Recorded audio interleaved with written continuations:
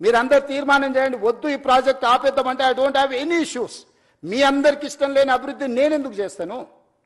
ఈ అభివృద్ధిని చేసి నేనేం నాతో పాటు తీసుకెళ్లేదు ఉందా? లేదే.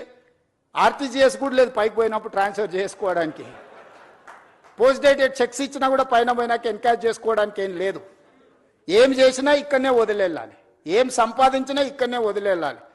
మీరు అందరు ఎవరన్నా ఏమన్నా ఫెసిలిటీ ఉంది భవిష్యత్తులో వస్తుంది అనుకుంటారేమో, చంద్రమండలం పోవడానికి అవకాశం ఉంది కాబట్టి సంపాదించింది పైకి పోయినప్పుడు ఆర్టీజీఎస్ కింద బదిలీ చేసుకోవచ్చు అని.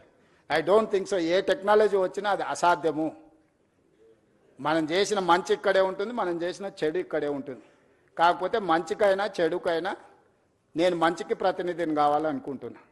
2 మంచి పనులు చేయడం ద్వారా ఈ సమాజానికి ఉపయోగపడితే నాకు ఇచ్చిన అవకాశాన్ని సార్థకత చేకూరుతుంది అని యంగ్ ఏజ్లో ఒక వ్యవసాయ కుటుంబం నుంచి గ్రామీణ ప్రాంతంలో నుంచి చదువుకొని వచ్చిన నాకు ప్రజలు ఇంత ఒక గొప్ప అవకాశాన్ని ఇచ్చారు. తెలంగాణ రాష్ట్రానికి 2వ ముఖ్యమంత్రిగా.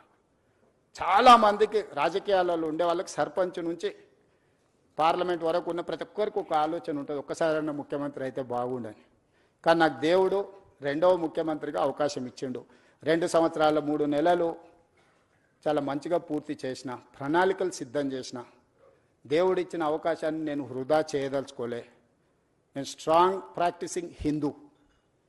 నేను ఫిలాసఫీని నమ్ముతా, కర్మ సిద్ధాంతాన్ని నమ్ముతానే. I respect other religions but I follow my religion. నేను ప్రాక్టీసింగ్ హిందూని. ప్రాక్టీసింగ్ హిందూ అని అంటే కర్మ సిద్ధాంతాన్ని, మంచిని మంచు చెడుని చెడు అనడమే ప్రాక్టీసింగ్ హిందూ యొక్క లక్షణం. అందుకే ఈరోజు ఈ ప్రాజెక్ట్ ఎవరికి వ్యతిరేకం కాదు. ఈ ప్రాజెక్టు ఎవరి ఆస్తులను గుంజుకోవడానికి కాదు.